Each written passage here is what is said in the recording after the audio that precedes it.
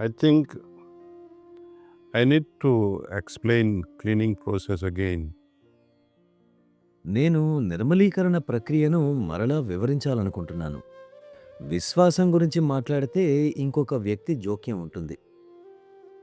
మనం విశ్వాసం గురించి మాట్లాడితే ఎవరిపై అనే ప్రశ్న తలెత్తుతుంది. భగవంతునిపై నమ్మకం లేదా మాస్టర్పై నమ్మకం అనే ప్రస్తావన వస్తుంది. విశ్వాసం మనకు సహాయంగా ఉన్నప్పటికీ నిర్మలీకరణ అనేది మనం స్వయంగా చేసుకోవలసిన ప్రక్రియ. Now, when you say I have to use willpower, నేను నా సంకల్ప బలంతో నాలోని సంక్లిష్టతలను, మాలిన్యాలను తొలగించుకోవాలి అనుకుంటే ముందుగా నిర్మలీకరణ ప్రక్రియ ప్రయోజనాన్ని నేను తెలుసుకోవాలి. ఈ ప్రక్రియ వలన నాలోని సంక్లిష్టతలు, మలినాలు అన్నీ తొలగిపోయి తద్వారా నేను సరళంగా, స్వచ్ఛంగా తయారవ్వగలగాలి.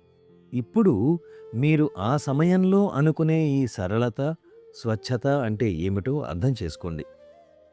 ఆ విషయం మీ మనసులో నిలుపుకొని నిర్మలీకరణ తర్వాత మీరు ఆ సమయంలో సరళత, స్వచ్ఛత గురించి మీకేం అర్థమైందో ఆ విధంగా తయారు కావడానికి ప్రయత్నించండి. ఈ ప్రయత్నంలో అడ్డు వచ్చే వాటిని పొగ రూపంలో మన వెనుక నుంచి బయటకు నెట్టివేస్తాం. when you say will, when you say will, it also carries some essence. సంకల్పం అంటే ఆ సంకల్పానికి ఊతంగా ఉన్న సారం గురించి కూడా తెలుసుకోవాలి. సంకల్పం అనే పదం, దాని వాడుకలో మనం తరచుగా వినే విషయాలు. మీరు ఈ పని చెయ్యడానికి ఇష్టపడతారా? తనని పెళ్లి చేసుకోవడం మీకిష్టమేనా? ఈ ఉద్యోగం చెయ్యడం మీకు ఇష్టమేనా? అంటే ఇక్కడ సంకల్పం అంటే ఆసక్తి అని అర్థం. మీకు ఆసక్తి ఉందా? మానసిక పరంగా సంకల్పం, ఆసక్తి రెండింటి సారం ఒకటే. So if your interest is there, your keen interest is there to become purer and simpler, మీకు స్వచ్ఛంగా, సరళంగా తయారవ్వాలన్న తీవ్రమైన ఆసక్తి ఉంటే అది తప్పక జరుగుతుంది. బలం లేదా ఒత్తిడి పెట్టాల్సిన అవసరం లేదు. it's a simple interest that yes, I want to become pure and simple. నేను స్వచ్ఛంగా, సరళంగా తయారవ్వాలి అన్న సాధారణమైన ఆసక్తి ఉంటే చాలు. కానీ అదే సమయంలో మనం సరళత అంటే ఏమిటి అనేది కూడా అర్థం చేసుకోవాలి. సరళమైన విషయాన్ని అర్థం చేసుకోవడానికి నన్ను ఏమి నిరోధిస్తోంది? నేను సరళంగా ఎలా మారగలను? నేను మరింత సరళంగా తయారవ్వడానికి నాలో అదనంగా ఉండి నన్ను నిరోధిస్తున్నది ఏమిటి అనేది నేను పరిశీలించి తెలుసుకోవాలి. It's not addition of something new. ఆ ఉత్తమ లక్షణం కొత్తగా వచ్చిందేమీ కాదు. No, more and more good qualities can also make you very complex. మరింత ఎక్కువైన మంచి లక్షణాలు కూడా మీకు సహాయపడకుండా సంక్లిష్టతకు గురిచేస్తాయి. Because if you remember Mahabharata, మీకు మహాభారతంలో కర్ణుని గురించి గుర్తుండే ఉంటుంది. అతనికి అమరత్వం అనే ఆశీర్వాదం ఉంది.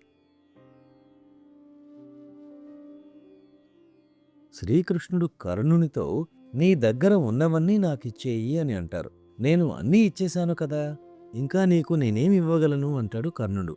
అప్పుడు కృష్ణుడు నీ దగ్గర పోగుపడిన పుణ్యమంతా ఇచ్చేయి అంటారు. ఆ పుణ్యం కర్ణుడిని ముందుకు వెళ్ళనీయట్లేదు. పుణ్యాలు అనే మంచి విషయాల సంక్లిష్టత అతన్ని వెనక్కు లాగుతోంది.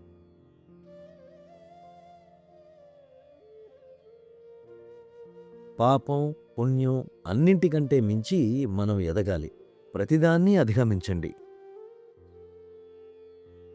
ఏం తొలగించాలో, ఏం నిలుపుకోవాలో నిర్ణయం తీసుకోకుండా ముందుకు సాగండి. ప్రతిదీ వదిలించుకోండి. కాబట్టి మీరు ప్రతిదీ వదిలించుకోవాలి అనేదాన్ని అర్థం చేసుకున్నప్పుడు ఆసక్తి అనేది కూడా తగ్గుతుంది. interest will also drop off. Your will also will drop off. Your sankalpa will also drop off. మీ సంకల్పం కూడా తగ్గుతుంది. ఎందుకంటే ఇప్పుడు మీరు వేరువేరు స్థాయిలలో వేర్వేరు అవగాహనలతో కలిసి పనిచేస్తున్నారు.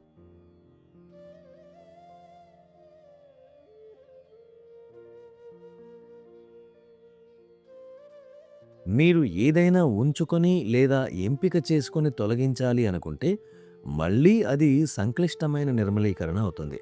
ఇది నిర్మలీకరణకు మరింతగా జోడిస్తుంది. నిర్మలీకరణ గురించిన ఈ తప్పుడు అవగాహనతో మీరు క్లీనింగ్ చేస్తున్నప్పటికీ నిర్మలీకరణ మరింత క్లిష్టంగా మారుతుంది. కాబట్టి ఎంపిక చేసుకోకండి. అక్కడ ఉన్న ప్రతి దాన్ని తీసివేయండి.